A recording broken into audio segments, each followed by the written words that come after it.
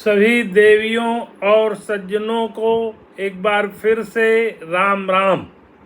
आप सबका आपके YouTube चैनल समग्र आध्यात्मिक चिंतन पर बहुत बहुत स्वागत है। आज भाद्र कृष्ण पक्ष की चतुर्थी है, जिसे कि संकष्टी गणेश चतुर्थी के नाम से माना जाता है। आज के दिन पुत्रवती महिलाएं व्रत रहती हैं अपने पुत्र के अच्छे स्वास्थ्य, उसके विकास और उसके उन्नति की कामना के लिए। आज दिनांक 12 अगस्त 2025 है। आज की यह चर्चा पिछली चर्चा के ही क्रम में आगे की चर्चा रहेगी, जिसमें भारतीय संस्कृति के रहस्य नाम से मैंने कुछ विषयों का उल्लेख किया था।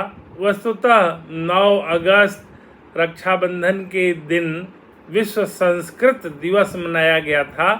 तो संस्कृत के उज्जवल भविष्य की कामना करते हुए संस्कृत के महान योगदान और भारतीय संस्कृति में संस्कृत के महत्व की चर्चा हमने उस दिन की थी।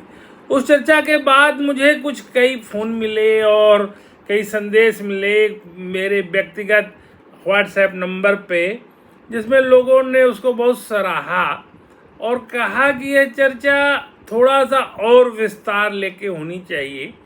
और हमारे एक मित्र ने तो संस्कृत के जितने शब्द हैं उनकी गणना करते हुए बताया कि संस्कृत का जो शब्दकोश है वो विश्व में सबसे समृद्ध है और उसके पास करोड़ों से ज़्यादा शब्द हैं। तो स्टैटिस्टिक्स के जंगल में जगलरी में पढ़ने की कोई आवश्यकता नहीं है। आज से 3000 वर्ष पूर्व तक संस्कृत भारत में बोलचाल की भाषा थी, संस्कृत भारत में राजभाषा थी और संस्कृत का बड़ा समृद्ध साहित्य था। संस्कृत के सबसे महान कवि हुए कालिदास, जिनके बारे में कहा जाता है उपमा कालिदासस्य। तो कालिदास जी की हमने जो अभी तक चर्चा सुनी थी उसमें ये सुना था कि वो बहुत बड़े अच्छे कवि थे। रघुवंशम, मेघदूतम इत्यादि काव्यों की रचना की।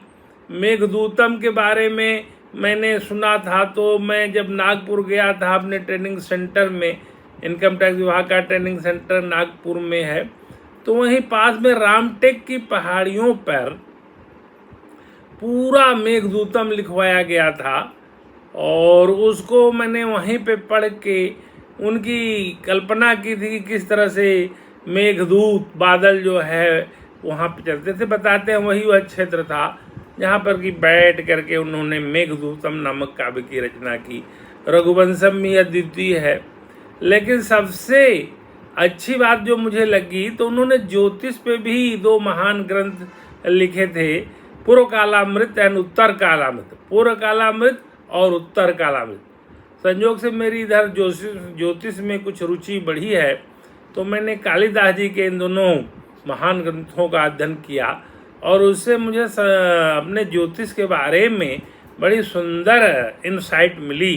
तो मैं कालिदास जी की स्मृति को भी प्रणाम करता हूँ कि किस ढंग के वो विचारक थे और उन्होंने संस्कृत साहित्य का ही नहीं उन्नयन किया, बल्कि उस समय में विराजमान ज्योतिष ज्ञान को भी अपने साहित्य में पिरोया। कहते हैं जो भी व्यक्ति अगर संस्कृत नहीं जानता तो उसको ज्योतिष के ज्ञान में बड़ी दुविधा होगी, बड़ी असुविधा होगी। तो कालिदास के काव्य को पढ़ने के लिए विदेशों में भी लोगों ने संस्कृत सीखा। मेघदूतम को मैंने भी पढ़ा, रघुवंशम को भी मैंने पढ़ने की कोशिश की और आजकल मैं कालिदास जी द्वारा रचित 2 महान ग्रंथ उत्तर कालामृत और पूर्व कालामृत का अध्ययन कर रहा हूँ।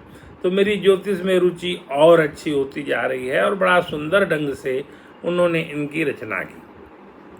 तो संस्कृत साहित्य जिन्होंने पढ़ा होगा सबको पता है कि उसमें एक भर्तृहरि राजा भी हुए थे, जिन्होंने बाद में संन्यास ले लिया था और उन्होंने 3 नीति शतक, वैराग्य शतक और श्रृंगार शतक, 100 श्लोक के तीनों हैं, इनकी रचना की। तो कहते हैं श्रृंगार शतक सुन लें आप या पढ़ लें तो आपको लगेगा कि ये तो बहुत ही ज़्यादा श्रृंगार की बातें की गई हैं, लेकिन जब बैराग से तक पढ़ेंगे तो उसमें भी पराकाष्ठा है। और नीति शक की तो बात ही की, सारे नीति के श्लोक उसमें हैं। साहित्य संगीत कला विहीन साक्षात पशुपुच्छ विषाणहीन।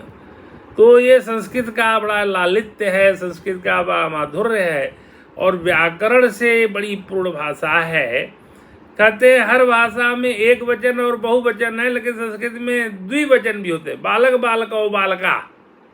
और इस ढंग से उसका ग्रामर इतना सुंदर बना हुआ है कि अगर उसको कायदे से कोई पढ़ ले तो बड़ा ही वैज्ञानिक ढंग से उसको समझा जाता है। कंप्यूटर ने भी मान लिया है कि अगर कोई भाषा कंप्यूटर के लिए सबसे अनुकूल है तो संस्कृत भाषा है। तो बताइए, आज से 3000 साल पहले जो भारत में बोलचाल की भाषा थी, साहित्य की भाषा थी, राज कार्य की भाषा थी, वो लुप्त कैसे हो गई? जरूर बहुत बड़ा षड्यंत्र हुआ होगा। हमें अपनी भाषा से, हमें अपनी संस्कृति से, हमें अपने प्राचीन ज्ञान से काटने का जरूर प्रयास किया गया होगा विदेशी आक्रांताओं द्वारा। तो आज वो समय आ गया है कि हम संस्कृत पढ़ें। अगर हमें संस्कृत नहीं आता तो हम गीता भी नहीं पढ़ पाएंगे, हम आयुर्वेद भी नहीं जान पाएंगे, हम ज्योतिष ही नहीं जान पाएंगे, हम अपना वेदों में निहित ज्ञान भी नहीं समझ पाएंगे। तो आइए हम लोग निर्णय लें कि पुनः संस्कृत की ओर वापस चलें और अपने बच्चों को भी संस्कृत का शिक्षा दें। वो अपने उदर अर्जन के लिए, उदर के पालन पोषण के लिए अन्य भाषाएं भी पढ़ें, उस पर मैं नहीं रोक लगा रहा हूँ, न मेरा ऐसा उद्देश्य है, न मंतव्य है।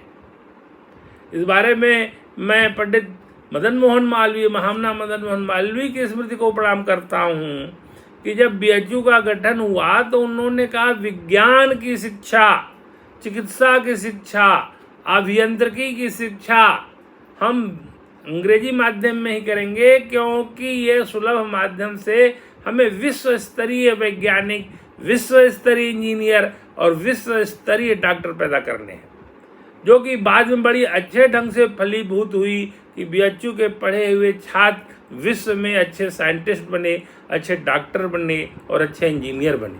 अगर अंग्रेजी शिक्षा वहाँ नहीं रही होती तो शायद वो उच्च श्रेणी के छात्र विज्ञान के, चिकित्सा के क्षेत्र में, अभियांत्रिकी के क्षेत्र में और विज्ञान के शोध के क्षेत्र में आगे नहीं जा सकते। यहीं यह बताना और समीचीन होगा कि जब वो हिंदी के विभागाध्यक्ष के लिए चयन कर रहे थे, सिलेक्शन कमेटी में भी थे, तो उन्होंने आचार्य डॉक्टर रामचंद्र शुक्ल को उसमें चयन किया।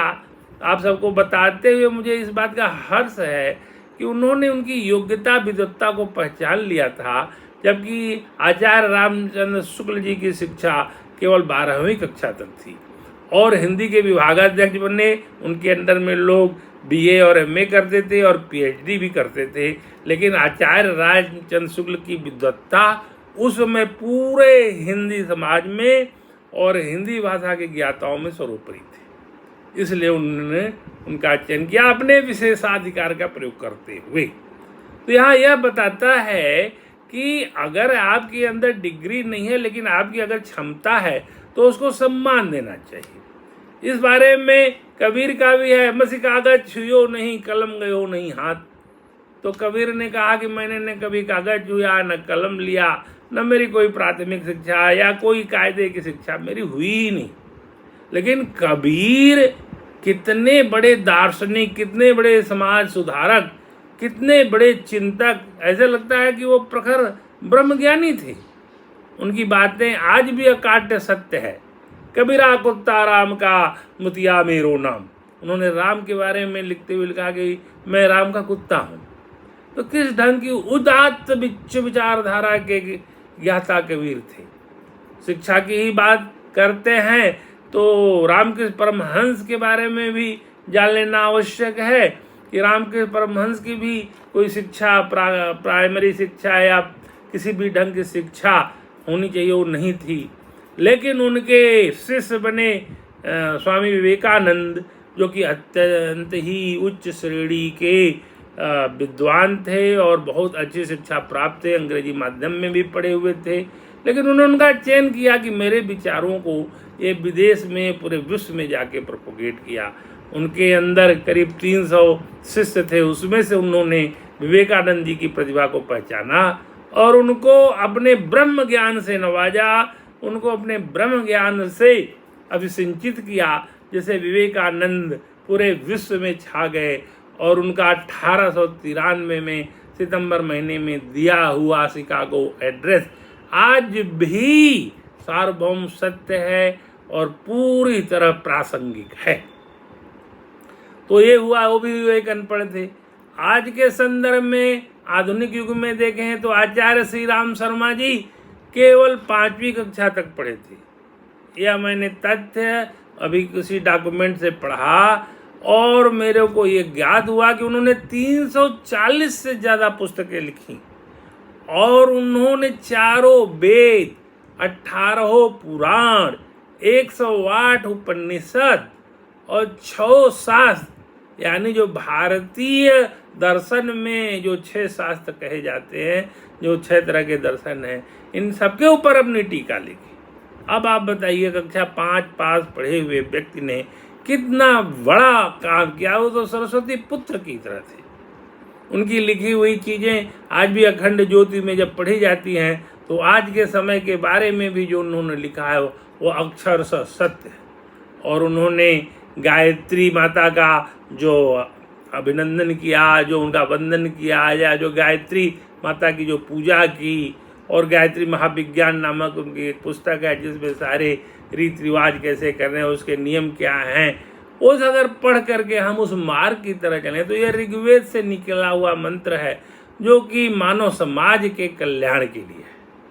तो इस हमारे इन महापुरुषों को, इन जिन्होंने भारतीय संस्कृति के संवाहक महापुरुषों को अगर हम नमन कर लेते हैं और उनकी अक्षुण स्मृति को याद करते हुए उनके द्वारा बताए हुए मार्ग का अनुसरण कर लेते हैं तो हमारा ज्ञान विश्व में पुनः सर्वोपरि हो सकता है।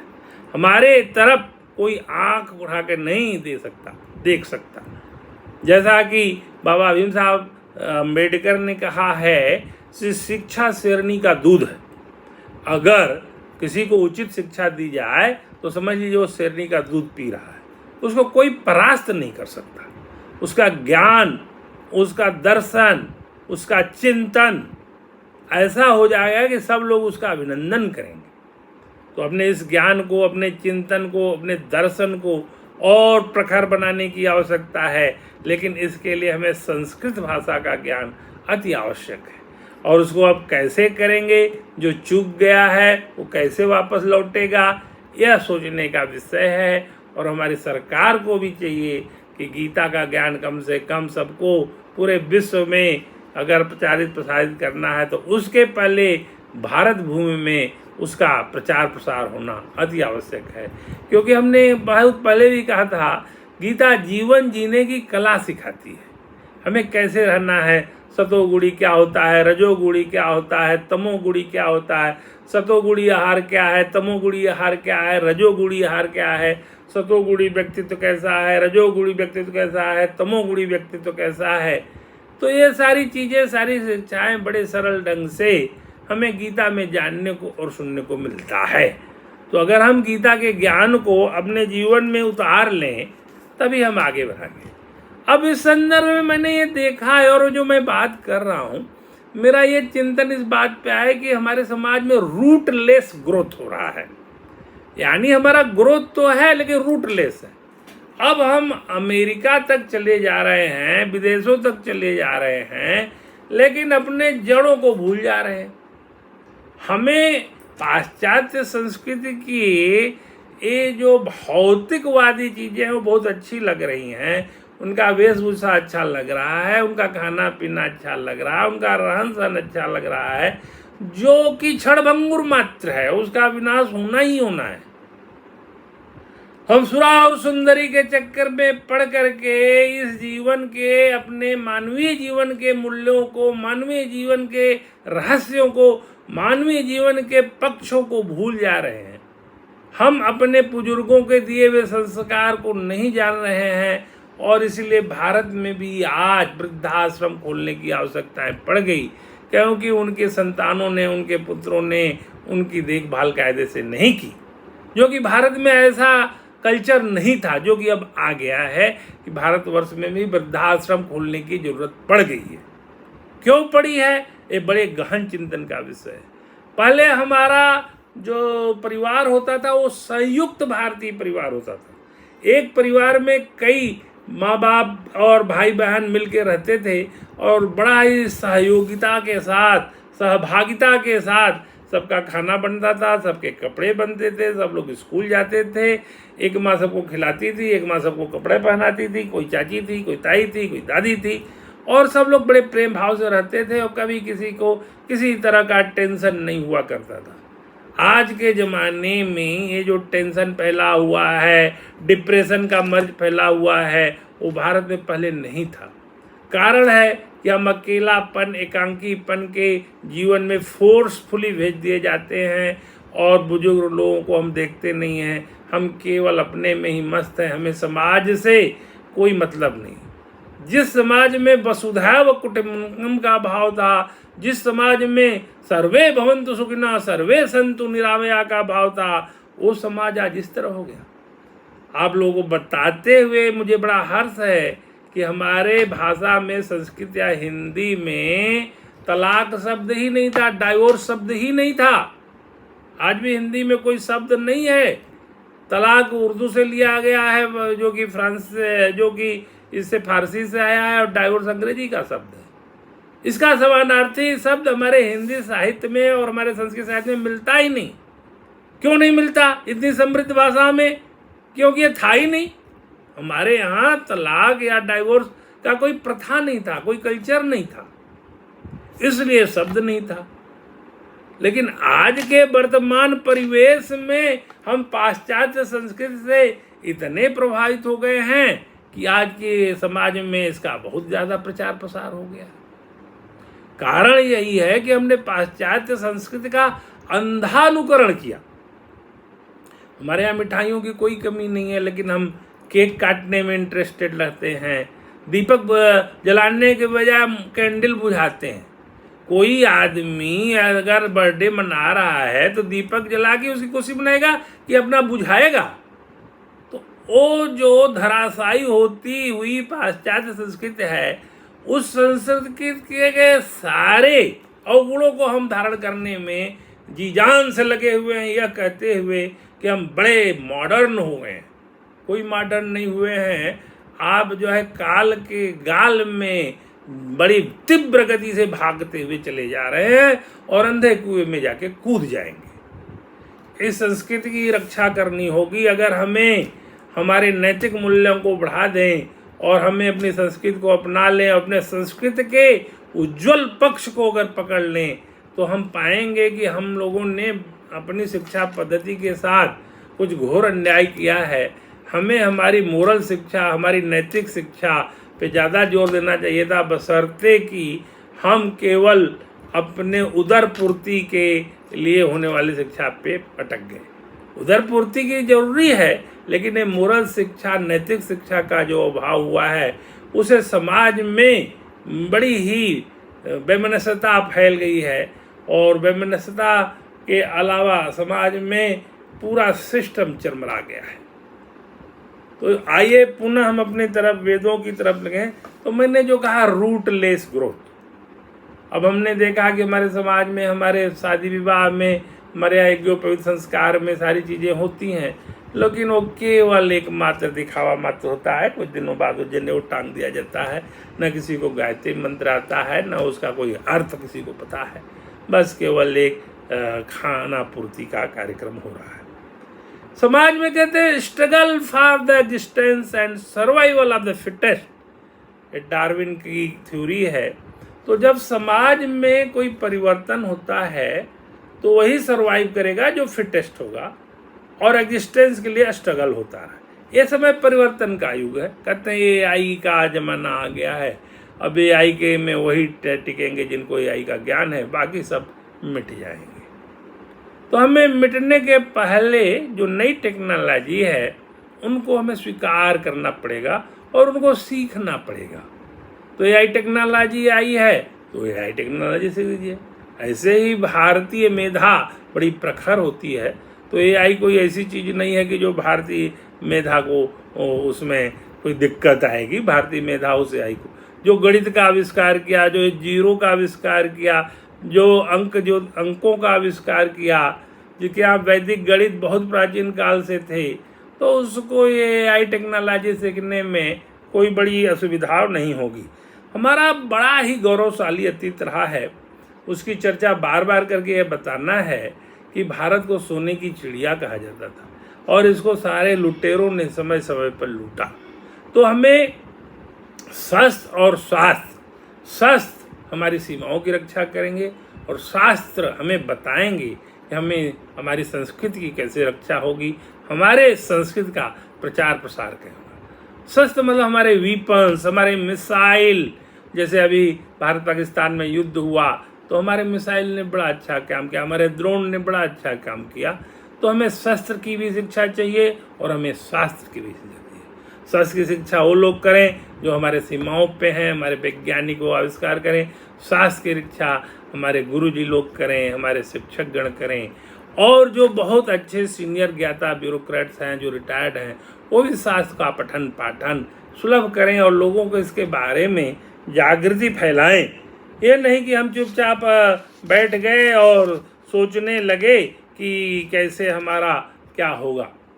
अब इसमें हमें यही होता है कि हम धन के लिए क्यों परेशान हैं। उसके कारण है कि हमें लगता है कि हमारी आने वाली पीढ़ी पता नहीं कैसे होगी, उनके लिए ज़्यादा से ज़्यादा धन की व्यवस्था करनी है।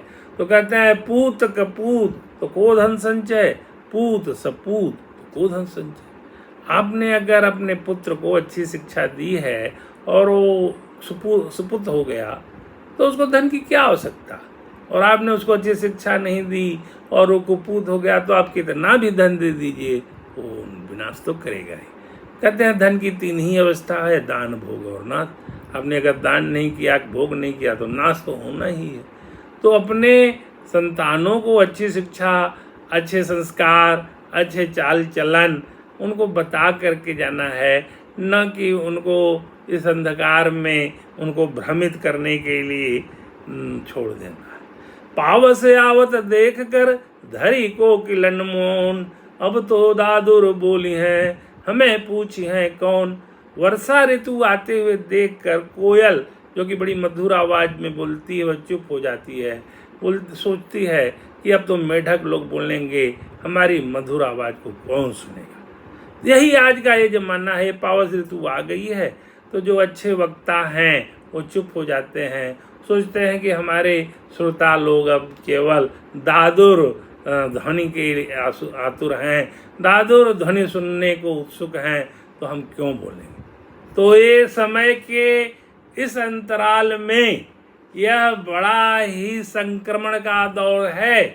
इस संक्रमण के दौर में वही टिकेगा जो कि स्ट्रगल फॉर द एग्जिस्टेंस और सर्वाइवल ऑफ द फिटेस्ट की डार्विन की थ्योरी को समझते हुए अपने को उसके अनुरूप ढाल लेगा।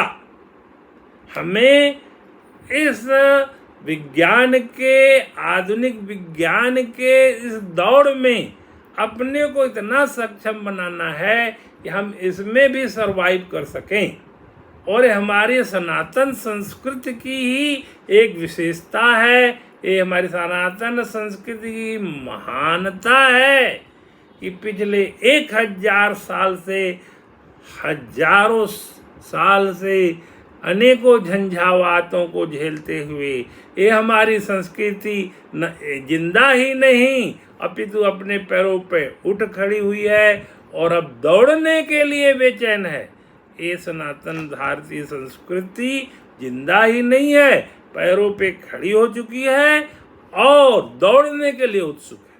तो इस भारतीय संस्कृति की, इस सनातन भारतीय संस्कृति की अक्षुणता का और अमरता का हम स्वागत करें और अपने को उसके साथ कदम से कदम चलाते हुए हमारे जो वांग्मय हैं उनमें, वेदों में, हमारे पुराणों में, हमारे उपनिषदों में जो शिक्षाएं दी गई है उसको आत्मसात करते हुए हम आगे बढ़ें और पूरे विश्व में उद्घोष करें, सर्वे भवन्तु सुखिनः, सर्वे सन्तु निरामया, सर्वे भद्राणि पश्यन्तु, माँ कश्चित् दुख भाग भवेत्। कृष्णाय वासुदेवाय हरे परमात्मने प्रणतः क्लेश नाशाय गोविंदाय नमो नमः। तो आगे 16 अगस्त को श्री कृष्ण जन्माष्टमी का महान पर्व है। उस दिन हम गीता की चर्चा फिर से नए ढंग से शुरू करेंगे। गीता के महात्म्य का वर्णन जो पद्म पुराण में है उसको हम बताने का प्रयास करेंगे। और आप लोगों से पुनः निवेदन है कि आप लोग भगवान की कृष्ण की भक्ति में अपने को लगा दीजिए और अपने परिवार में, अपने बच्चों में भारतीय संस्कृति के प्रति जागरूकता पैदा करिए। और फिर इसी तरह से हम देखेंगे कि हमारा समाज एक उन्नत समाज की ओर अग्रसर हो जाएगा। अगली चर्चा में मिलते हैं, तब तक के लिए नमस्कार।